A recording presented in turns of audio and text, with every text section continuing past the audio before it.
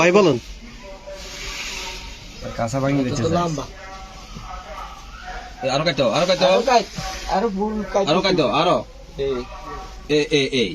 ভাই বলেন এইভাবে লাশ শোয়ানো লাগে কবরে পুরা কেবলা রোগ তার বুক এবং চেহারা উভয়টা কেবলা রোগ হবে। ডান হাত নিচের দিকে চলে যাবে, বাম হাত উপরের দিকে থাকবে এবং পূর্ব দেয়ালের সাথে পিঠ লেগে থাকবে। এটা কবরে শোয়ানোর সুন্নত তরিকা। আমরা এটাকে দেখানোর জন্য একজন মানুষকে শোয়া দেখাই দিলাম।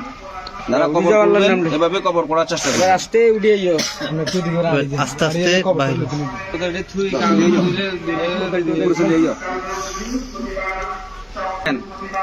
মাটি টানার সময় তো আর কার করে ভালো। আচ্ছা